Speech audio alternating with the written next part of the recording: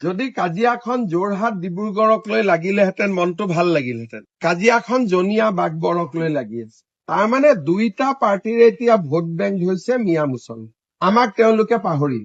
খিলঞ্জীয়া ভাৰতীয় সনাতনী মানুহে এবাৰ 100% বিজেপিক ভোট দিব, তেওঁলোকৰ তাত জাগা নাই। যি 22টা চিটত আমি যাব নোৱাৰো তাতে তেওঁলোকে খোৱা কামোৰা কৰি আছে। সেইকাৰণে আমি তাত কোনো বহুত কমেণ্ট দি লাভ নাই, কাৰণ সেই চিট কেইটা আমাৰ নহয়। খোৱা কামোৰা তেওঁলোকৰ লাগি থাকিব। ধৰক যদি অখিল গগৈক 4টা দিয়ে, জাতীয় পৰিষদক 1টা দিয়ে, পৰ্বত জৰাটো হাগ্ৰামা মহিলাৰী জিকিবই। গতিকে 22টাৰ পৰা কেইটা কমি গল? 6টাটো কমিয়ে গল।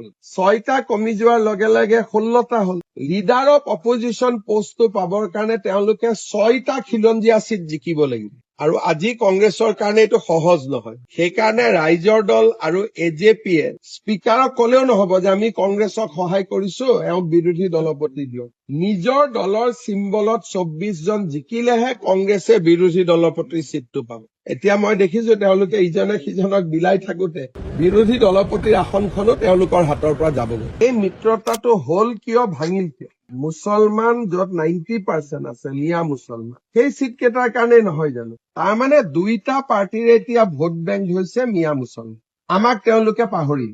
যদি কাজিয়াখন যোৰহাট ডিব্ৰুগড়ক লৈ লাগিলেহেঁতেন মনটো ভাল লাগিলহেঁতেন। কাজিয়াখন জনীয়া বাগবৰক লৈ লাগি আছে। গতিকে ই কি প্ৰমাণ কৰিছে যে খিলঞ্জীয়া ভাৰতীয় সনাতনী মানুহে এবাৰ 100% বিজেপিক ভোট দিব, তেওঁলোকৰ তাত জাগা নাই। যি 22টা চিটত আমি যাব নোৱাৰো তাতে তেওঁলোকে খোৱা কামোৰা কৰি আছে। সেইকাৰণে আমি তাত কোনো বহুত কমেণ্ট দি লাভ নাই, কাৰণ সেই চিট কেইটা আমাৰ নহয়। খোৱা কামোৰা তেওঁলোকৰ লাগি থাকিব। ধৰক 22টা চিট যদি কংগ্ৰেছে নলয়, যদি অখিল গগৈক 4টা দিয়ে, জাতীয় পৰিষদক 1টা দিয়ে, পৰ্বত জৰাটো হাগ্ৰামা মহিলাৰী জিকিবই। গতিকে 22টাৰ পৰা কেইটা কমি গল? 6টাটো কমিয়ে গল। 6টা কমি যোৱাৰ লগে লগে 16টা হল। লিডাৰ অফ অপজিশ্যন পোষ্টটো পাবৰ কাৰণে তেওঁলোকে 6টা খিলঞ্জীয়া চিট জিকিব লাগিব। আৰু আজি কংগ্ৰেছৰ কাৰণে এইটো সহজ নহয়। সেইকাৰণে ৰাইজৰ দল আৰু এজেপিয়ে স্পীকাৰক কলেও নহব যে আমি কংগ্ৰেছক সহায় কৰিছো, এওঁক বিৰোধী দলপতি দিয়ক। নিজৰ দলৰ চিম্বলত 24 জন জিকিলেহে কংগ্ৰেছে বিৰোধী দলপতিৰ চিটটো পাব। এতিয়া মই দেখিছো তেওঁলোকে ইজনে সিজনক বিলাই থাকোতে বিৰোধী দলপতিৰ আসনখনো তেওঁলোকৰ হাতৰ পৰা যাবগৈ।